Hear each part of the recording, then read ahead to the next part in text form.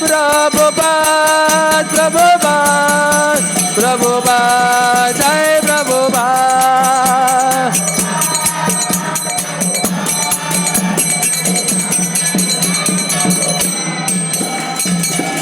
जय ओम विष्णुपाद परमहंस परिव्राजकाचार्य अष्टोत्तर श्री श्रीमदभय चरणारविंद भक्ति वेदांत स्वामी श्रील प्रभुपाद की जय ओम विष्णुपाद परमहंस परिव्राजकाचार्य अष्टोत्तर श्री श्रीमद् भक्ति सिद्धांत सरस्वती गोस्वामी प्रभुपाद की अनंत कोटि वैष्णव वृंद की नामाचार्य श्री हरिदास ठाकुर की प्रेम से कहो श्री कृष्ण चैतन्य प्रभु नित्यानंद श्री अद्वैत गदाधर श्रीवासादि गौर भक्त वृंद की श्री श्री राधा कृष्ण गोप गोपी गोप श्याम कुंड राधा कुंड गिरी गोवर्धन की श्री वृंदावन धाम की श्री मायापुर धाम की जगन्नाथपुरी धाम की श्री द्वारिकापुरी धाम की गंगा माई की जब नमाई की भक्ति देवी की तुलसी देवी की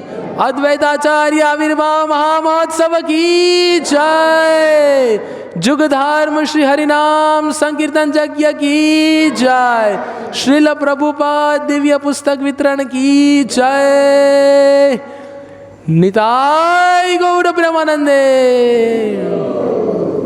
ओम नमो भगवते वासुदेवाय।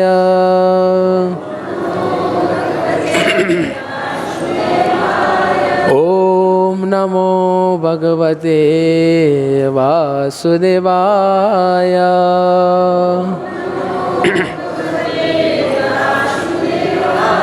ओम नमो भगवते वासुदेवाय।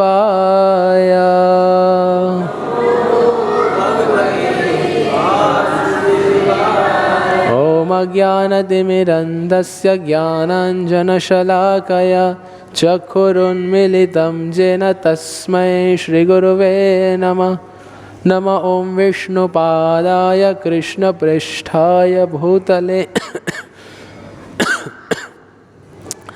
श्रीमते भक्तिवेदान्तस्वामिनिति नामिने।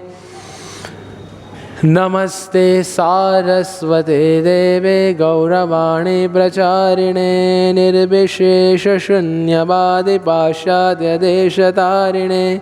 जय श्री कृष्ण चैतन्य प्रभु नित्यानंद श्री अद्वैत गदाधर श्रीवासादि गौर भक्तवृंद।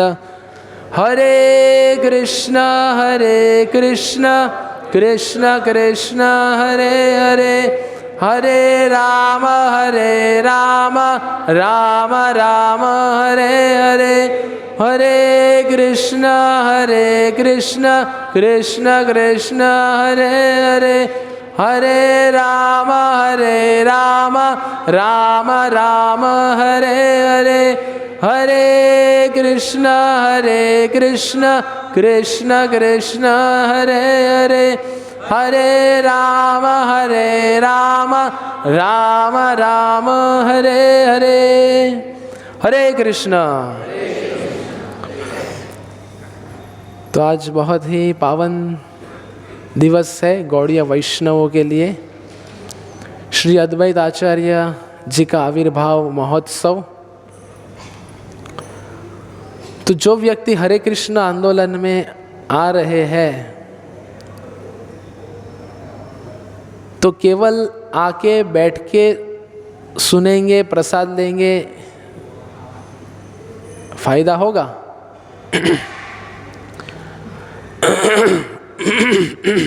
माफ कीजिए। 20 की गति से गाड़ी भागेगी। गाड़ी जो है कौन सी गति से भागेगी? 20 की। जब तक हम ये नहीं जानेंगे कि हमारी पूरी गौड़ीय वैष्णव परंपरा क्या है, तब तक हम योगदान नहीं दे पाएंगे इस संस्था में। तो हमारी गुरु शिष्य परंपरा क्या है, पंच तत्व क्या है, ये जानना पड़ेगा।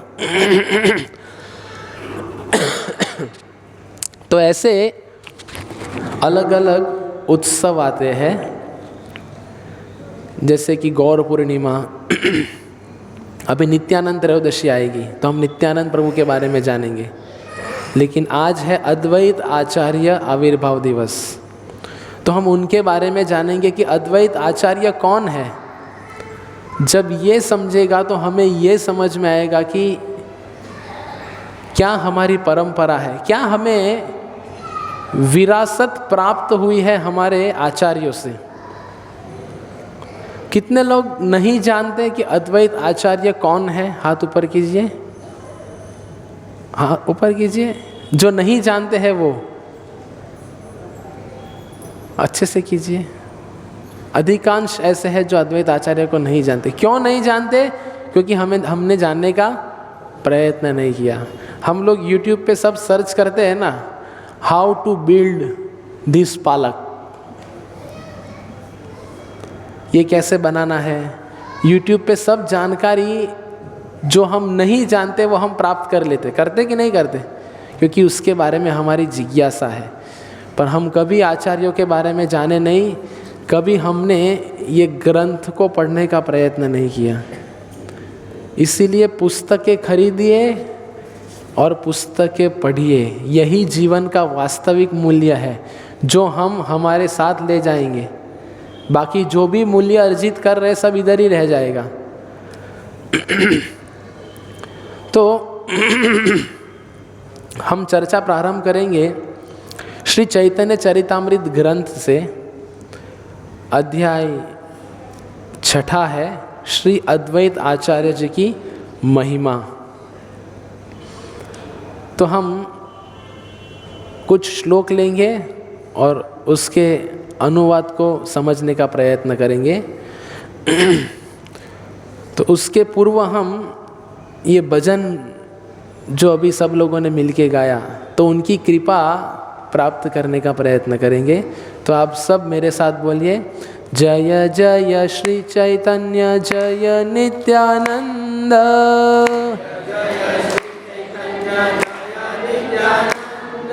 जय अद्वैत चंद्र जय गौर भक्त वृंद,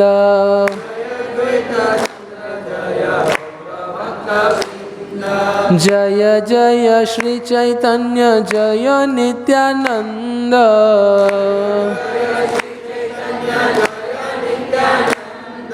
जय अद्वैत चंद्र जय गौर भक्त वृंद।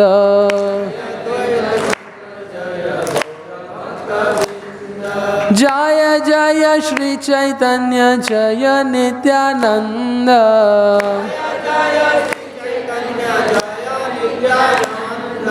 जय अद्वैत चंद्र जय गौर भक्त वृंद।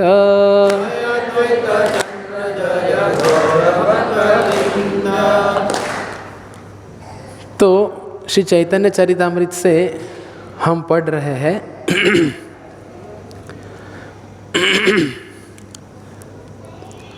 अद्वैतम हरिणाद्वैताद् आचार्य भक्ति शंसनात् भक्तावतारमीशं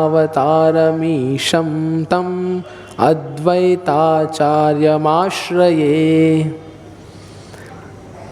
हम तो इतना जानते नहीं कि श्लोक क्या कहते हैं, तो श्रील प्रभुपाद जी ने कृपावश अनुवाद भी दिया है हमें।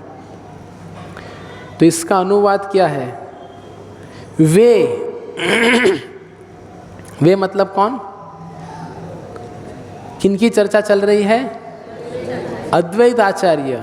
तो ये श्लोक में क्या कह रहे हैं? वे भगवान हरि से अभिन्न है, अतएव वे अद्वैत कहलाते हैं। तो अद्वैत आचार्य जो उनका आविर्भाव हम मना रहे हैं, तो अद्वैत शब्द का अर्थ क्या है? द्वैत मतलब दो, अद्वैत मतलब दोनों में कोई भेद नहीं, एक। तो अद्वैत मतलब वो व्यक्ति जो हरि से अभिन्न है, जो भगवान कृष्ण से अभिन्न है, ये हमें समझना होगा। तो वे अद्वैत कहलाते हैं और वे भक्ति संप्रदाय का प्रसार करते हैं, अतः वे आचार्य कहलाते हैं। इधर उधर किधर मुंह मारने की हमें ज़रूरत नहीं, सब कुछ शास्त्रों में दिया है। अद्वैत आचार्य क्या अर्थ है? अद्वैत मतलब भगवान हरि ही है, वो अभिन्न है, और जो भक्ति का प्रचार करते हैं इसीलिए उनको आचार्य कहा गया है। इसलिए उनका नाम क्या पड़ा? अद्वैत आचार्य। जो हरि है वो स्वयं भगवान कृष्ण का प्रचार करते हैं। वे भगवान है और वो भगवान के भक्त अवतार है, इसीलिए मैं उनकी शरण ग्रहण करता हूँ। कई बार हमें प्रश्न होता है ना कि हम शरण क्यों ग्रहण करें। तो शरण इसीलिए ग्रहण करनी है क्योंकि वो स्वयं अद्वैत आचार्य कौन है? महाविष्णु और सदाशिव, ये दोनों का अवतार है, और वो भक्ति का प्रचार करते हैं, इसीलिए हम उनकी शरण ग्रहण करना चाहते हैं। यह है अद्वैत आचार्य। समझ गए सरल शब्दों में?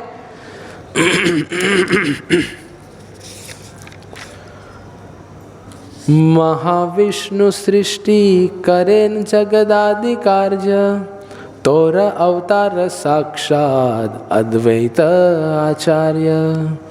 ब्रह्मांडों की सृष्टि का सारा कार्य महाविष्णु करते हैं।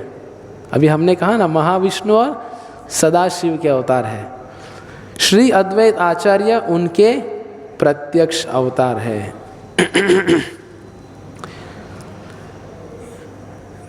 ने पुरुष सृष्टि स्थिति करे न माया, अनंत ब्रह्मांड सृष्टि करे न लीलाया। ये हम क्यों श्लोक ले रहे हैं? क्योंकि चैतन्य चरितामृत के श्लोक बहुत मधुर हैं। अपने आप में समझ आता है कि वे ही पुरुष अपनी बहिरंगा शक्ति से सृजन और पालन करते हैं, और वे अपनी लीलाओं के रूप में असंख्य ब्रह्मांडों की सृष्टि करते हैं। अभी अद्वैत आचार्य कौन है? जगत मंडल अद्वैत मंडल गुण धाम, मंडल चरित्र सदा मंडल गौर नाम। श्री अद्वैत आचार्य सारे जगत के लिए मंगलकारी है, क्योंकि वे समस्त मंगल गुणों के आगार हैं। उनके लक्षण, कार्य तथा नाम सदैव मंगलकारी है। तो ये अद्वैत आचार्य है, उनका सब कुछ मंगलकारी है।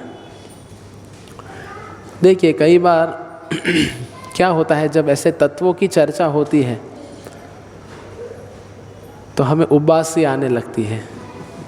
उबासी समझते हैं?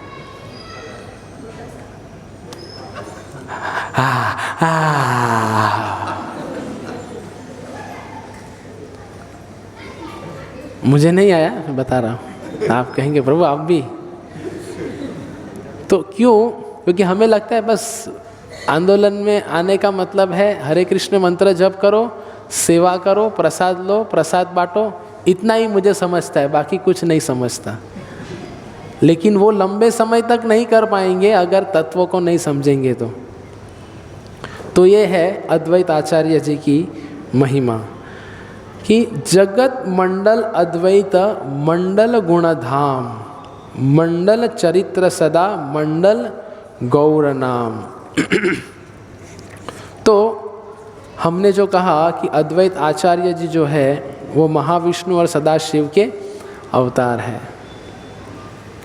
तो वैकुंठ में भी एक कैलाश क्षेत्र है जिधर सदाशिव विराजमान है, और वो सदाशिव जो है वो जितने भी हम अलग अलग शास्त्रों में देखते हैं शिव जी हैं, उनसे आते हैं, इसलिए उनका नाम है सदाशिव। एक तो शिव जी है जो कैलाश पर्वत पे स्थित है। कैलाश पर्वत हम जानते हैं, तो हमें ऐसा लगता है कि एक पर्वत होगा, पर्वत पे शिव जी होंगे, बस उनका ही उतना क्षेत्र है। वो पूरा कैलाश क्षेत्र है।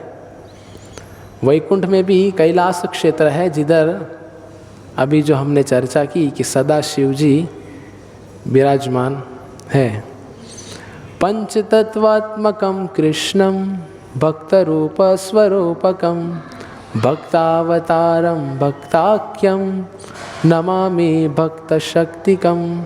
तो ये भक्तावतारम भक्ताख्यम नमामि भक्त शक्तिकम, इसकी चर्चा हमने पिछले वर्ष की थी, यही अद्वैत आचार्य जी के आविर्भाव के महोत्सव के उपलक्ष्य में। तो हम पुनः उसके विस्तार में नहीं जाएंगे, ये आशा रख के चलेंगे कि आप समझे होंगे। नहीं समझे होंगे तो श्री चैतन्य चरितामृत में विस्तार से वर्णन है, वो ग्रंथ आपको पढ़ना पड़ेगा।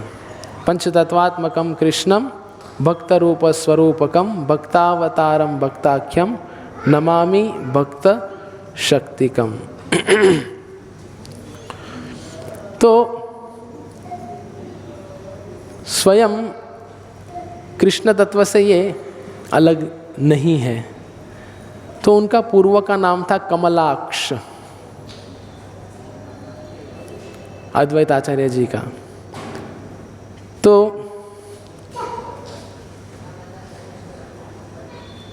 हम इसके बारे में जान चुके हैं कि अद्वैत आचार्य ये नाम का अर्थ क्या है।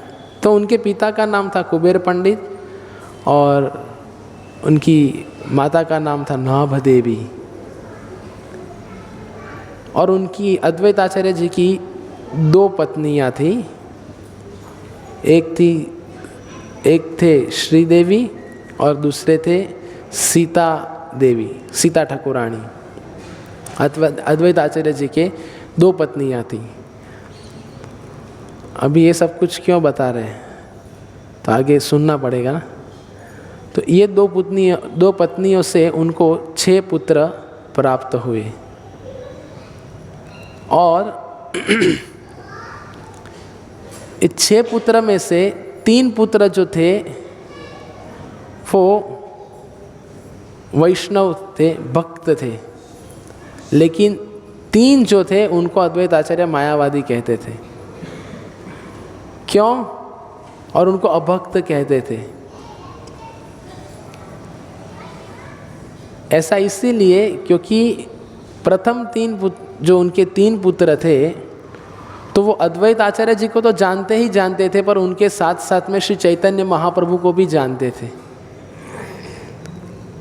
तो सबसे पहली शिक्षा इसके द्वारा ये प्रदान होती है कि अगर कोई केवल अद्वैत आचार्य को जान लेते हैं लेकिन भगवान चैतन्य महाप्रभु को नहीं जानते तो वो भक्त की श्रेणी में नहीं है।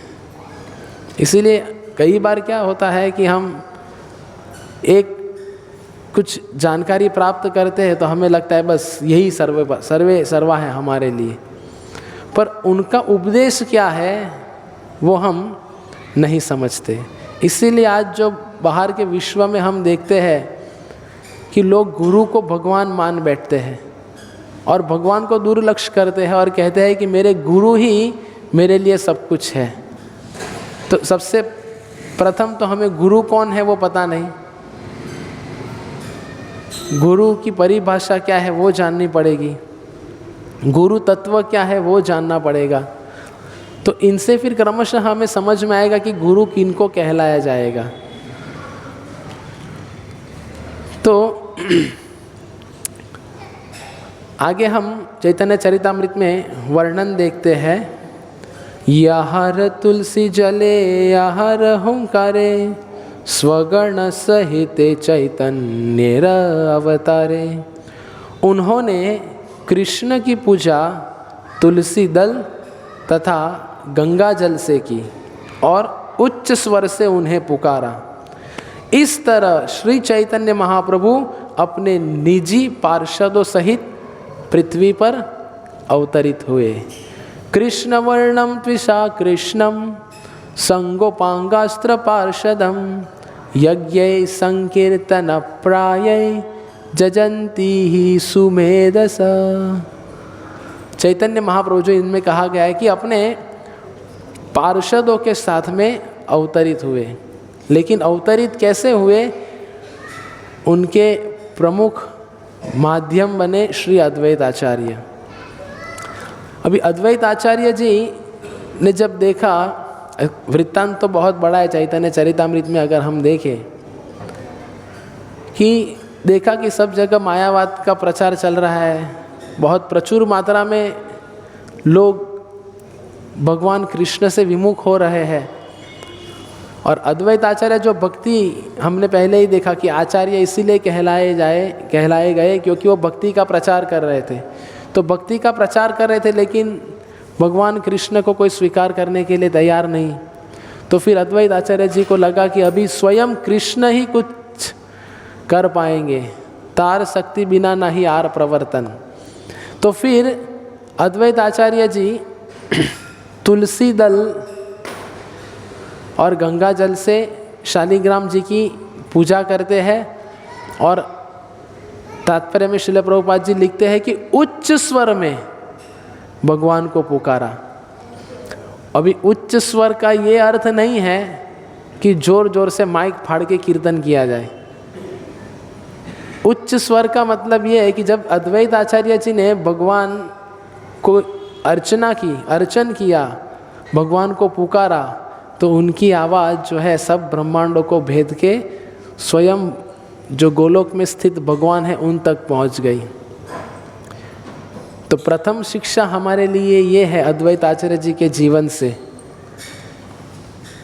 कि हमें भी भगवान को इस तरीके से पुकारना है और ऐसे प्रयत्नों में लगना है कि हमारी जो आवाज़ है वो भगवान तक पहुंचा पाए। अभी वो कैसे पहुंचा पाएंगे? उसके लिए सरल उपाय यही है कि हम सब ध्यानपूर्वक जप करेंगे, हरे कृष्णा कृष्ण कृष्ण हरे हरे, हरे राम राम राम हरे हरे। ये महामंत्र का जप कैसे करना है? ध्यानपूर्वक। जो ये कलयुग में बहुत मुश्किल है, आजकल के विशेषकर स्मार्टफोन के चलते हुए, क्योंकि इसके पूर्व में भी हमने चर्चा की, अधिकांश लोग काउंटर पे जप करते हैं, उनसे आवाज़ नहीं पहुंचेगी।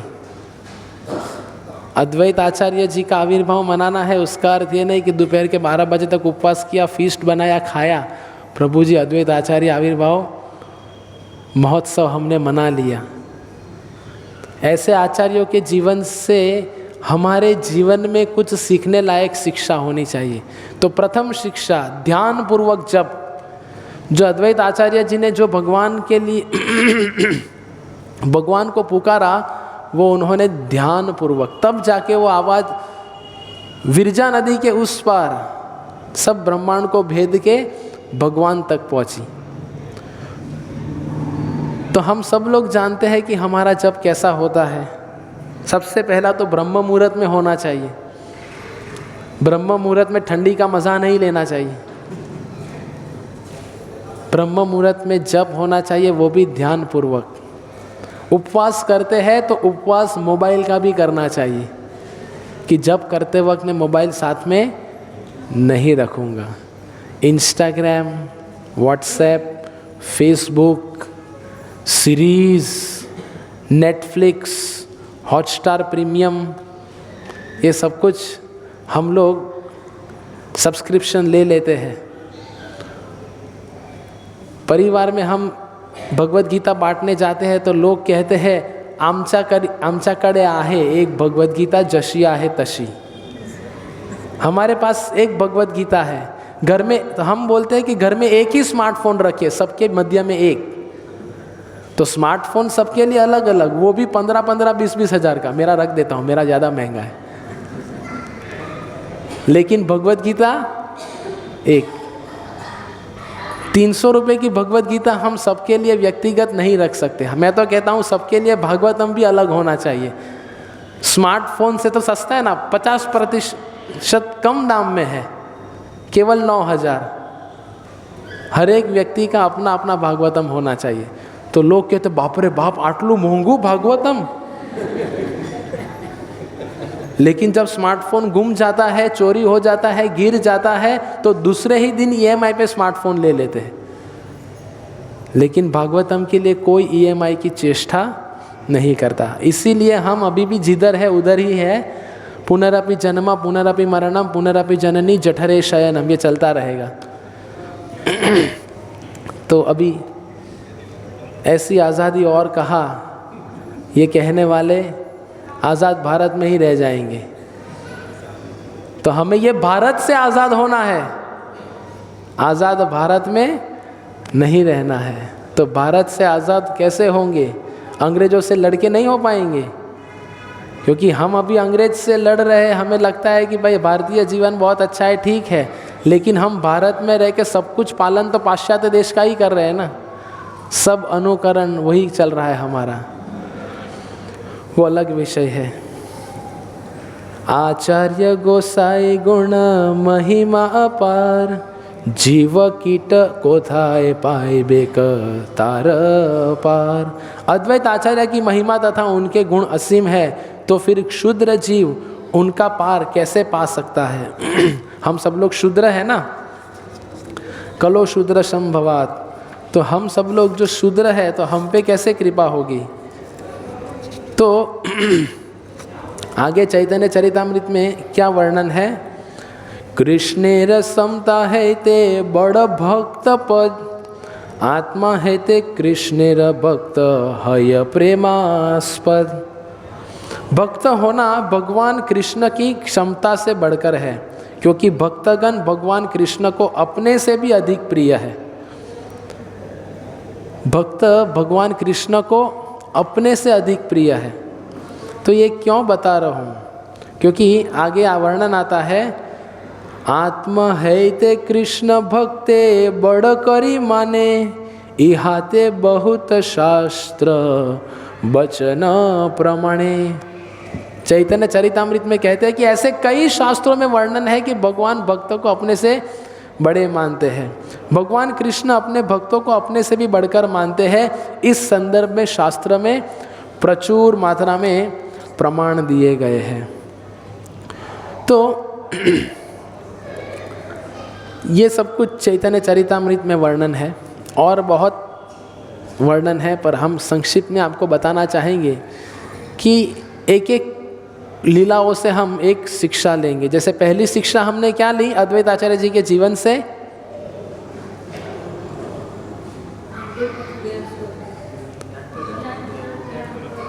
हाँ, पीछे से आवाज नहीं आ रहा है।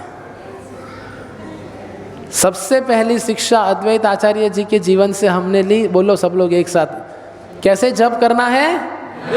ध्यान पूर्वक। कौन सा जप करना है वो नहीं बोला, कैसे जप करना है? ध्यान पूर्वक जप करना है। बहुत सरल है। एक बार एक व्यक्ति मुझे प्रवचन के पश्चात आके कहे, आपके प्रवचन में बार बार आप वही बताते रहते हैं, जप करो, ध्यान पूर्वक जप करो, 4 नियम पालन करो। मैं बोला मैं इतनी बार बताया, पर आप कितनी बार जप किया? बोले नहीं, अभी शुरुआत बाकी है। तो हम जानते हैं कि हम ध्यान पूर्वक नहीं कर पा रहे, इसीलिए बार बार बताना पड़ रहा है। और हम अपने आप को समझौता कैसे करते हैं? मैं बहुत व्यस्त हूँ, मैं व्यापारी हूँ, मेरा धंधा है, मुझे बहुत सारे काम होते, ऐसा है वैसा है। एक शिष्य प्रभुपाद जी के पास आए, प्रभुपाद जी से कहे, प्रभुपाद जी मुझे दिन भर इतनी सेवा रहती है, मैं इतना व्यस्त रहता हूँ कि केवल 5 घंटे सो पाता हूँ। प्रभुपाद जी बोले अच्छी बात है। तो इतना पहले अपने बारे में बताया, फिर उसने मेन मुद्दा रखा। तो प्रभुपाद जी इतनी सेवा होती है तो मैं 16 माला जप नहीं कर पाता। तो उनको लगा अभी प्रभुपाद कुछ तो कंसेशन दे देंगे। बोले इतना सेवा होता है, इतना होता है, इतना व्यस्त होता हूँ, 5 घंटे सो पाता हूँ। तो उनको लगा प्रभुपाद बोलेंगे ठीक है बेटा, करते रहो, कोई आपत्ति नहीं। प्रभुपाद जी कहे 5 घंटे में से 3 घंटे सो, 2 घंटे जो बचेंगे उसमें हरे कृष्णा कृष्णा कृष्णा हरे हरे, हरे राम राम राम हरे हरे। इसमें हरे कृष्ण महामंत्र का जप करो, बट नो कॉम्प्रोमाइज इन साधना। हम लोग क्या करते हैं? हम जीवन का शेष समय भगवान के लिए देते हैं। पूरा दिन भर थक के हार के आते हैं और फिर कहते हैं माला झोली लेके बैठते हैं, फिर बोलते हैं जप में रुचि नहीं आ रही। कैसे आएगी रुचि? क्योंकि जो सत्व गुण का कार्य है वो हम तमोगुण में करते हैं, तो सत्व गुण का कार्य सत्व गुण में ही होना चाहिए। तो ये प्रथम शिक्षा। तो अद्वैत आचार्य जी का निवास स्थान था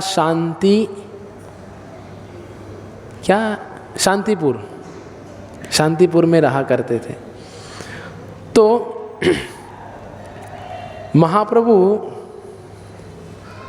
जब अपनी लीला करते करते हरिनाम संकीर्तन का आंदोलन का प्रचार करते करते जब शांतिपुर में आके रुके, तो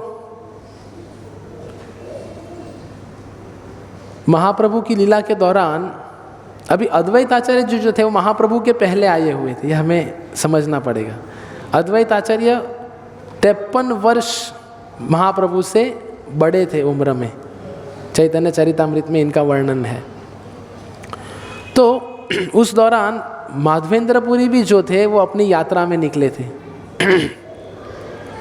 माधवेंद्रपुरी जो गोवर्धन में स्थित थे और गोवर्धन से गोपाल जी का उनको आदेश मिला कि आप जाइए और नील माधव पर्वत से मेरे लिए चंदन लेके आइए। उसमें एक श्लोक भी उद्धृत है,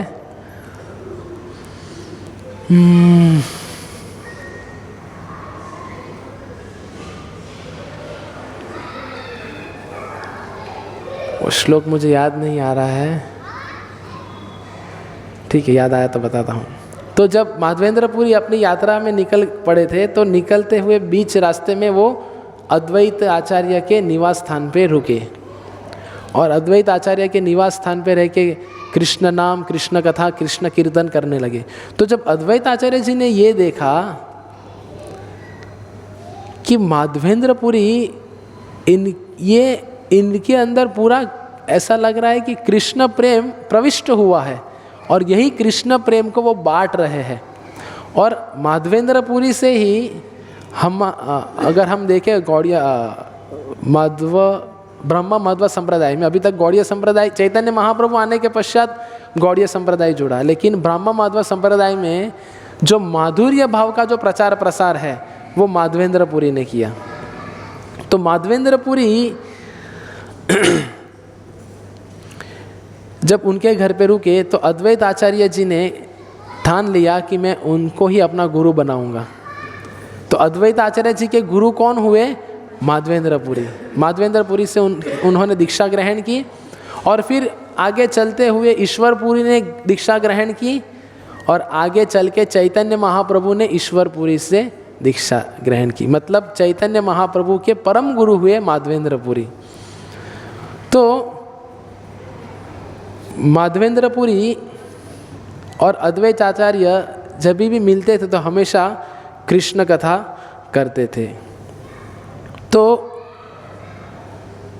दूसरी शिक्षा क्या है कि जब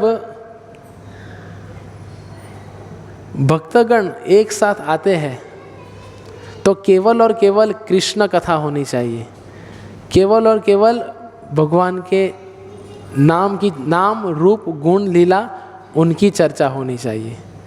पर अधिकांश भक्त समुदाय में क्या हो जाता है?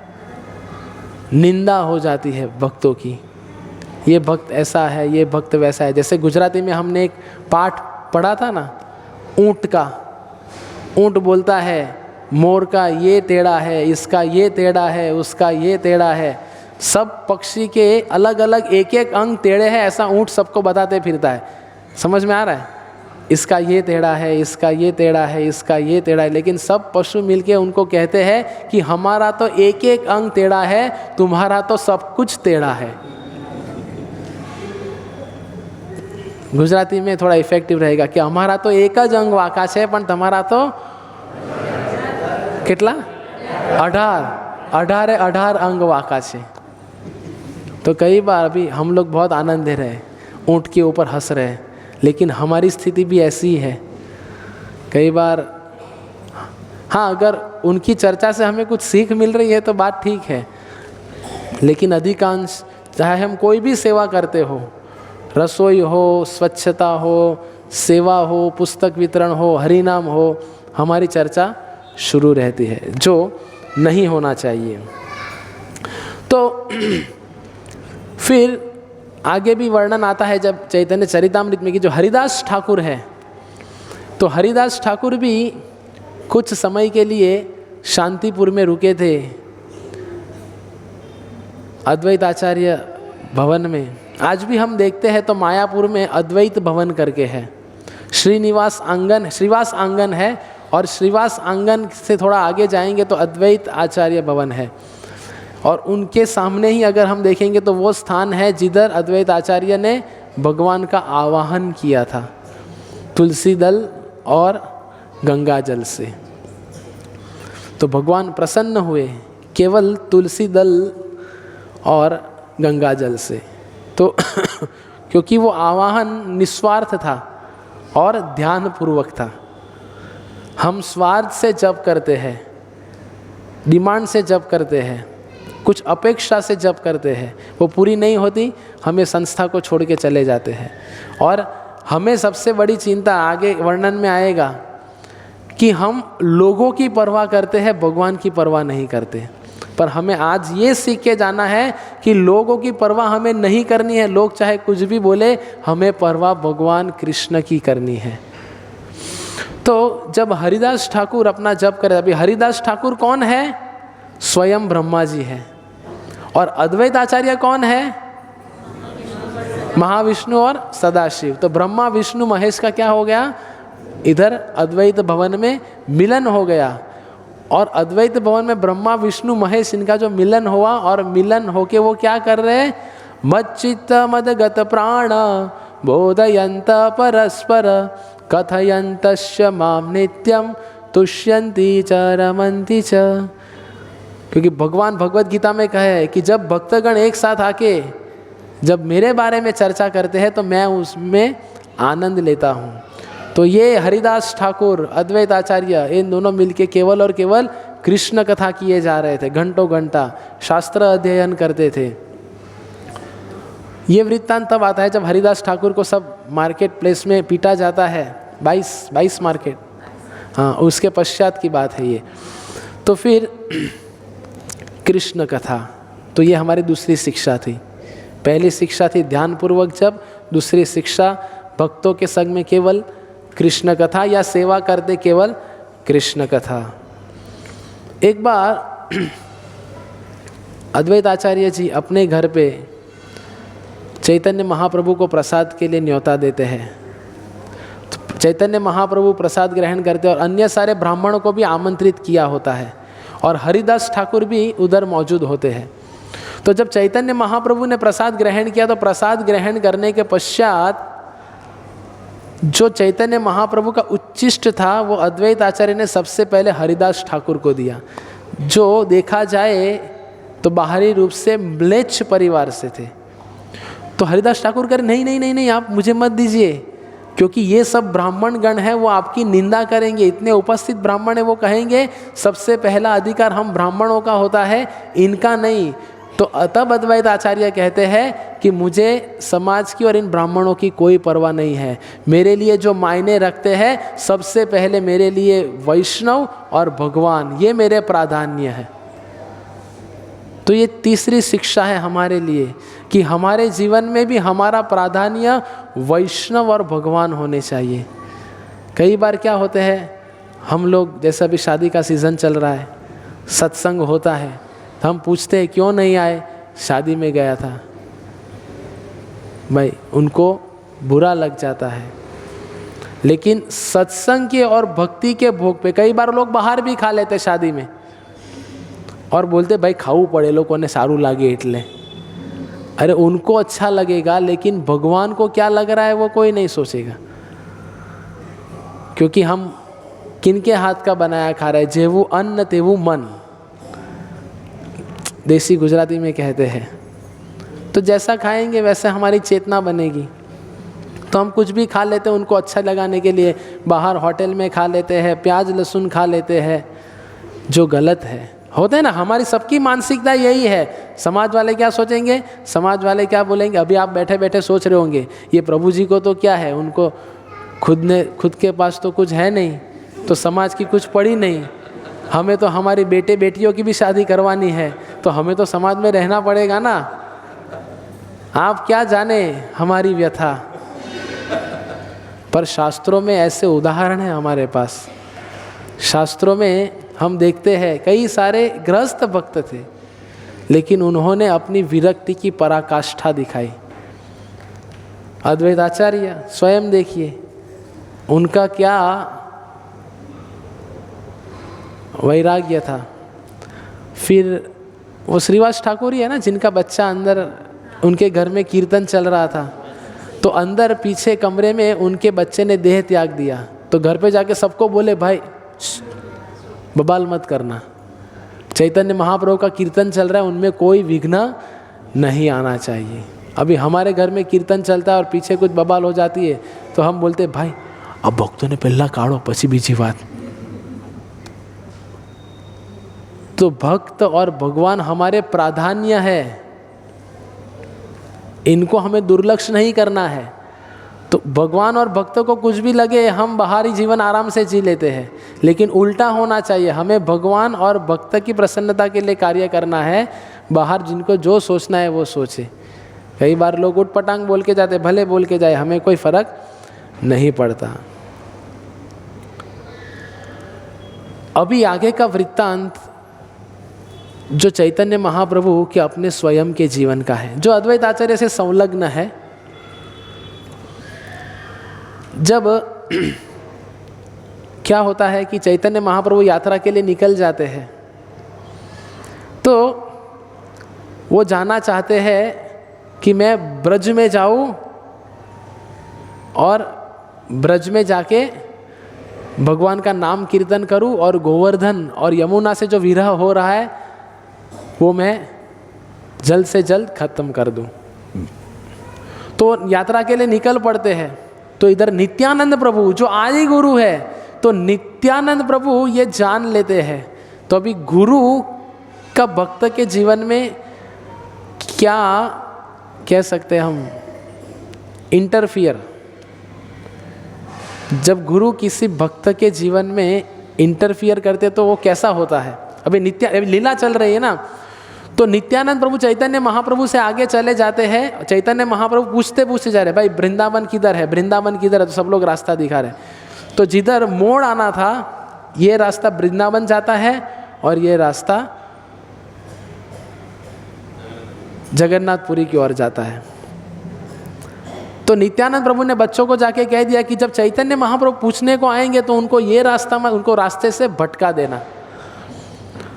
तो जब चैतन्य महाप्रभु भावीभोर अवस्था में कीर्तन करते करते आगे गए और बच्चों को पूछा वृंदावन का रास्ता किधर है, तो बच्चों ने कहा इस तरफ है। पुरी की ओर इशारा करते हुए दिखा। अभी चैतन्य महाप्रभु चले जा रहे थे, बंगाल होके जाना पड़ता है, और रास्ता ऐसा बंगाल से भी है पुरी की ओर। उस समय पद यात्रा चलती थी, हमारे जैसा नहीं ट्रेन टिकट बुक कर लिया, वो भी कोई और हमारे लिए करता है। हम सिर्फ बैठते हैं और प्रसाद भी समय पे स्थान पे आ जाता है। ऐसी हमारी यात्रा होती है, कोई असुविधा नहीं। तो चैतन्य महाप्रभु जैसे उधर नदी आती है तो चैतन्य महाप्रभु छलांग लगाते हैं, स्नान करते करते नदी की उस ओर आ जाते हैं, और उस ओर आ जाते हैं तो शांतिपुर आ जाता है। उधर सामने अद्वैत आचार्य आ जाते हैं। तो अद्वैत चैतन्य महाप्रभु अद्वैत आचार्य को कहते हैं, आप ब्रज में कब आए? तो अद्वैत आचार्य कहते हैं, ये ब्रज नहीं, ये शांतिपुर है। और फिर अद्वैत आचार्य जी चैतन्य महाप्रभु को कहते हैं कि महाप्रभु जिधर आप हैं वही वृंदावन है। और हम दक्षिण भारत के इतिहास में देखें तो मैं नाम तो भी याद नहीं है, मैं भूल गया हूँ। तो एक अलवार हो गए और एक आचार्य हुए। तो जब आचार्य का अंतिम सांस चल रहा था तो सब भक्तगण उनको कहे कि चलो हम आपको श्रीरंगम लेके चलते, उधर आपका देह छोड़ना। तो वो आचार्य कहते हैं नहीं, मैं इधर ही रह के अपना अंतिम सांस गिनूंगा। और वो जो भक्त थे, भक्त की गोद में अपना सर रख के वो जो श्री संप्रदाय के आचार्य थे उन्होंने अपना देह त्याग दिया। तो क्या बताना चाह रहे थे वो, कि जिधर भक्त है और वो भक्त है, जिधर भक्त की गोद मिलती है वही वैकुंठ है। और कोई स्थान पे ये श्री संप्रदाय की बात मैं कर रहा हूँ। तो तो ये बात इसलिए याद आई क्योंकि अद्वैत आचार्य जी ने चैतन्य महाप्रभु से कहा कि जिधर आप है वही वृंदावन है, वही यमुना है, वही गोवर्धन है। तो बोलते हैं कि ये क्या है? तो बोले यही यमुना है जिसमें आपने स्नान किया। तो फिर अद्वैत आचार्य के घर पे रुकते हैं तो वो समझ जाते हैं कि नित्यानंद प्रभु ने मेरे साथ छल किया, चैतन्य महाप्रभु कहते हैं। लेकिन अद्वैत आचार्य कहते हैं नहीं नहीं नहीं, उन्होंने छल नहीं किया, उन्होंने आपको सही रास्ते पे लाया। क्योंकि गुरु का कर्तव्य है, कोई कहता है मुझे भगवत धाम जाना है, मैं बस मेरा नाम जप करूंगा, अपने नियम का पालन करूंगा, घर पे बैठा हूं, कोई भक्तों की मगजमारी नहीं, कोई लीडर की मगजमारी नहीं, कोई मंदिर की मगजमारी नहीं, मंदिर में पॉलिटिक्स चलता है, सब कुछ चलता है, मैं घर पे बैठ के भी तो भक्ति कर सकता हूँ ना। घर पे भी मेरा जैसे मंदिर में है वैसा ही ऑल्टर है, जैसे मंदिर में सजाते हैं वैसे मैं भी घर पे सजाता हूँ, मैं भी घर पे भोग लगाता हूँ। लेकिन नित्यानंद प्रभु आदि गुरु के रूप में इधर ये उपदेश दे रहे हैं कि सेवा छोड़ के अगर कोई भगवत धाम जाना चाहता है तो नहीं जा पाएगा। तो चैतन्य महाप्रभु का अवतार क्यों हुआ था? चैतन्य महाप्रभु का अवतार ही हुआ था प्रचार कार्य के लिए और पतितों के उद्धार के लिए। तव कृपा बले पाए चैतन्य निताय। तो अद्वैत आचार्य की कृपा के बिना चैतन्य महाप्रभु की कृपा मिलना मुश्किल है। अभी कोई सोचेगा कि अद्वैत आचार्य तो आप ये बोलेंगे, नित्यानंद ऋषि को बोलेंगे नित्यानंद प्रभु की कृपा के बिना कुछ संभव नहीं है, फिर आगे और कुछ आएगा तो बोलेंगे इनकी कृपा के बिना संभव नहीं है। तो ये बताना चाह रहे हैं कि इन सब की कृपा की आवश्यकता है। हम इन सबको बाईपास करके डायरेक्ट कांटेक्ट नहीं कर सकते, इसीलिए डीसी करंट कभी अलाउड नहीं है सिस्टम में, एसी करंट अलाउड है, ऑल्टरनेटिंग करंट। जो इंजीनियरिंग है वो समझ जाएंगे। तो हम डायरेक्ट भगवान को प्राप्त नहीं कर पाएंगे। तो ये वृत्तांत है। तो फिर जब कृपा करने की बात आती है तो ये तीसरी शिक्षा है, तीसरी, यहाँ गिनते रहना आप, तीसरी शिक्षा कि हम कभी भी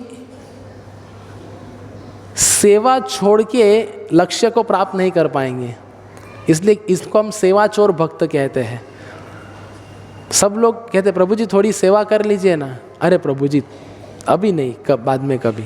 लेकिन अगर प्रभु जी प्रसाद लेके जाइए, हाँ हाँ ठीक है पैक करके दे दो, क्षमा कीजिए, हम किसी का दिल दुखाना नहीं चाहते। पर उद्देश्य क्या है कि हम किन वस्तुओं को प्राधान्य देते हैं। कंपनी से अगर बुलावा आ जाए, व्यापार से बुलावा आ जाए तो हम तुरंत सब कुछ काम छोड़ के जाते हैं कि नहीं जाते। उसी तरह भगवान और भक्त का जब बुलावा आता है तो हमें सेवा को प्राधान्य देना चाहिए। सेवा को त्याग करके हम सीधा भगवान को प्राप्त नहीं कर पाएंगे। ये तीसरी शिक्षा है। फिर जब चैतन्य महाप्रभु अपनी माता सची देवी के पास में जाते हैं तो वो कहते हैं कि मैं सची देवी को कृष्ण प्रेम, सची माता को कृष्ण प्रेम नहीं दूंगा। क्यों नहीं दूंगा? क्योंकि सची माता ने अद्वैत आचार्य का अपराध किया था। कैसे अपराध हुआ था? जब विश्वम्भर ने संन्यास लिया था तो सची माता सोचे कि यही अद्वैत आचार्य है जिनके कारण मेरे बच्चे ने संन्यास ले लिया और हम सब लोग को छोड़ के अलग कर दिया। हम सब लोग को छोड़कर जा रहे हैं और हमें अलग कर दिया। हम अभी ऐसे इधर रह गए, हमारी देखभाल करने वाला कोई नहीं। चैतन्य महाप्रभु ने भी बाद में संन्यास ले लिया, वो भी चले गए। तो अभी देखो भक्त क्या होते हैं। कई बार हमारे साथ जब ऐसा होता है तो कोई हमें कहता है कि ये भक्त का आपने अपराध कर दिया, तो वो भक्त का थोड़ा कॉलर टाइट हो जाता है। मेरा अपराध किया, अभी मेरे से माफ़ी मांगो तभी मैं माफ़ करूँगा। सबसे पहले तो भक्त की व्याख्या, परिभाषा भी हमें समझनी पड़ेगी कि भक्त क्या होते हैं। तब अद्वैत आचार्य जी ने जब ये सुना तो अद्वैत आचार्य जी चैतन्य महाप्रभु से कहते हैं कि नहीं नहीं नहीं नहीं, ये तो सच्ची माता है, आपकी माता है, इनका अपराध कैसे हो सकता है। लेकिन चैतन्य महाप्रभु कहते हैं नहीं नहीं। अभी चैतन्य महाप्रभु मान नहीं रहे तो अद्वैत आचार्य जी जो है वो मूर्छित होकर गिर पड़ते हैं, क्योंकि ये सब सुन नहीं पा रहे, क्योंकि चैतन्य महाप्रभु कृपा नहीं कर रहे। और सची माता जब देखती है कि ये असली मौका है तो फिर सची माता जो है वो अद्वैत आचार्य की चरण रज को अपने सर पर ग्रहण कर लेते हैं। तब जाके चैतन्य महाप्रभु की कृपा के पात्र बनते हैं। तो अगली शिक्षा क्या है कि वैष्णव अपराध कि कोई माफ़ी नहीं है। हरि स्थान अपराधे तारे हरि नाम, तुम स्थान अपराधे नाही परित्राण। भगवान कहते हरि स्थान अपराधे तारे हरि नाम। भगवान के प्रति कुछ अपराध हो जाएंगे तो हरि नाम लेते लेते वो अपराध से मुक्ति मिल जाएगी। लेकिन जब वैष्णव के प्रति कुछ अपराध हो जाए, और हमने आगे देखा ना, पूरे शुरुआत के प्रवचन में ही देखा कि भक्त का स्थान क्या है भगवान के लिए। तो अगर भक्त के लिए अपराध हो जाए तो वो असह्य हो जाता है भगवान के लिए। तो आज के अद्वैत आचार्य जी के आविर्भाव महोत्सव के उपलक्ष्य में हम सब अद्वैत आचार्य जी से प्रार्थना करेंगे कि हम भी गंभीरता से ध्यान पूर्वक भगवान का नाम जप कर सके और वैष्णव आचार्यों की कृपा प्राप्त कर सके, और भक्ति में हम ऐसे बने रहे कि हमसे किसी वैष्णवों का हम अपराध ना कर बैठे। और वो तब कब संभव होगा जब वैष्णवों के संग में आके भक्ति करेंगे। तब अकेले रहेंगे, अकेले भक्ति करेंगे तो उसमें कोई उत्साह नहीं रहेगा, निराश युक्त जीवन रहेगा। निराश विहीन होना है तो भक्तों के संग में आना पड़ेगा, सत्संग में भी समय पे आना पड़ेगा। और जब ये सब कुछ होगा तब जाके हम ऐसे आचार्यों की कृपा प्राप्त करके भगवान चैतन्य महाप्रभु की कृपा पात्र बन सकते हैं। हरे कृष्ण कृष्ण कृष्ण हरे हरे, हरे राम राम राम हरे हरे। श्री चैतन्य चरितामृत की, श्री अद्वैत आचार्य आविर्भाव महामहोत्सव की, जुग धर्म श्री हरिनाम संकीर्तन यज्ञ की जय। श्रील प्रभुपाद की जय। निताय गौर प्रेमानंदे। किसी का कोई प्रश्न?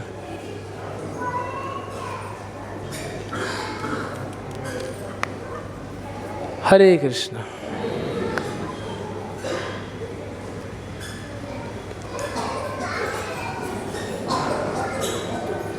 सबके लिए प्रसाद है।